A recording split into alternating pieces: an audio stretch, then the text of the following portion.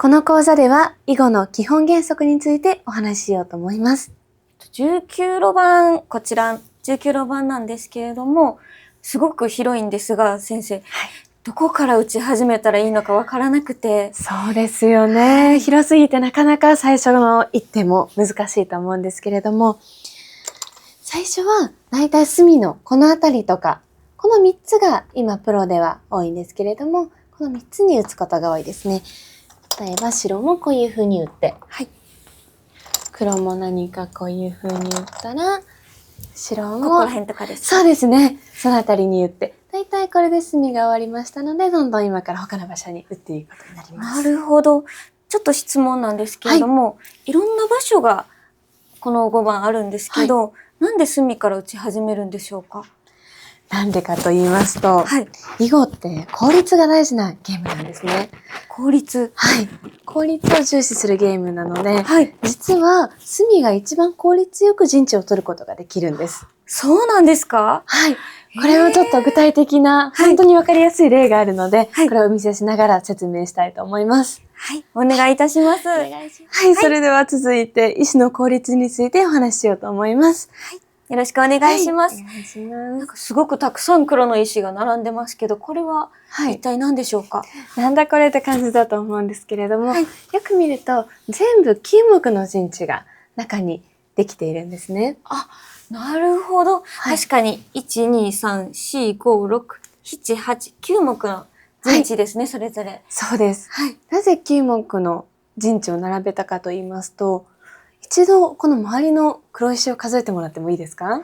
真ん中が2、4、6、取れちゃった。はーと、2、4、6、16個ですね。16個ありますね。ちなみにじゃあ辺はいくつでしょうか？こちらが2、4、6、はーと11ですね。11個ですね。16個、11個。じゃあ最後に隅は何個でしょう？2、4、6、7個。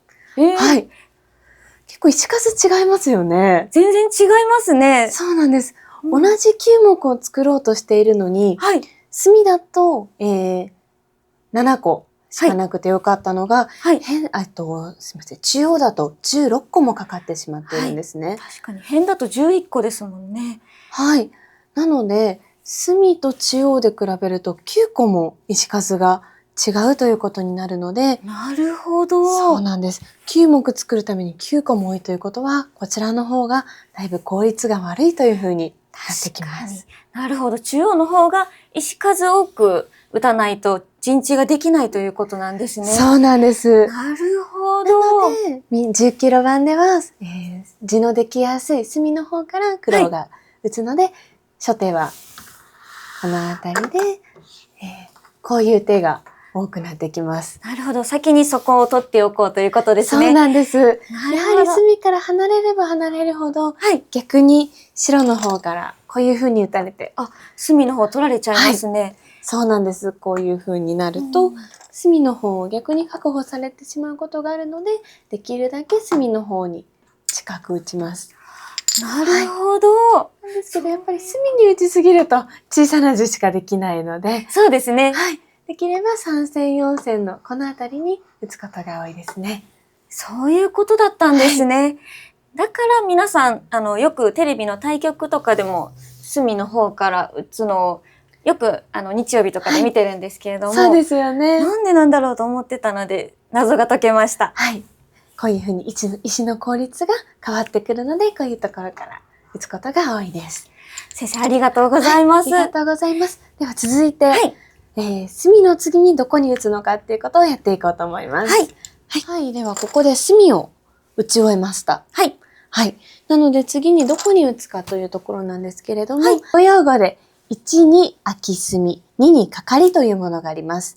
空き隅というのは今こういうふうに星や小目を打ちましたので、次にかかりになります。かかりって何ですか、先生？かかりっていうのはですね、例えば今黒がかかろうと思うと、白が空き隅にあるところにこういうふうに競っていく手をかかりというふうに言います。なるほど。先生、この横は違ったりするんですか？横も AI が出てから結構たまに打たれたりはするんですけれども、はい。やはり横に打つと白の方が一手多いので、はい。少し怖いかもしれないですね。確かに一人ぼっちになっちゃいますね。そうですね。なので少し離して、はいなかなかこの黒を攻められないように打つのがよく打たれる一般的な布石となっております。わかりやすいです。これで例えばこういう風になって、次に、締まりというものがあります。はい。締まりというものはですね、この隅の石から、自分の隅の石から、こういう風に強くするような手を締まりという風に言います。なるほど。はい。こういう風に桂馬とか、大桂馬とか、一間飛びとか、このあたりが大体締まりと言われることが多くなってきます。なるほど。囲碁でも桂馬と言うんですね。そうなんです。将棋と一緒ですよね。なるほど、そうなんですね。そうなんです。ここで、例えばこちらにまた締まりまして、はい。かかりを打って、はい。これでなんとなくお互い締まったりかかったりして、はい隅から何かしらのアクションが起きましたので、はい。この次はですね、どこに打つかと言いますと、はい。 3線4線に打つんです。3線4線。はい。3線4線っていうのは、はい。わかりにくいんですけれども、はい。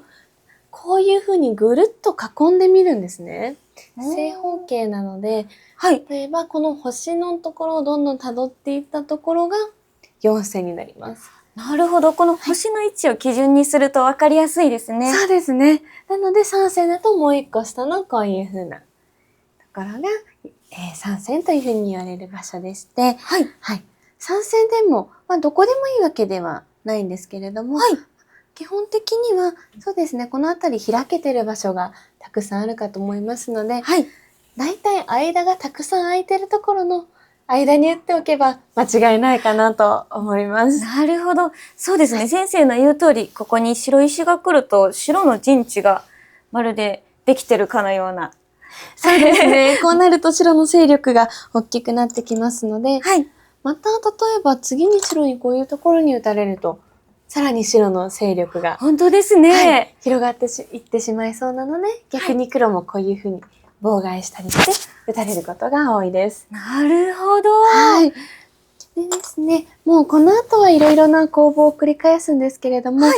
今見られてわかる通り、中央は全く打ってないですよね。そうですね。はい全くお互い手つかずで、ここら辺やっぱり陣地にしやすいですもんね。そうなんです。やっもうおっしゃる通り、この辺りの方が受任しやすいので、中央はもう攻防などが終わったり、攻防最中のもう最後の最後に打たれることが多いというふうに覚えていただければなと思います。なるほど。ありがとうございます。ありがとうございました。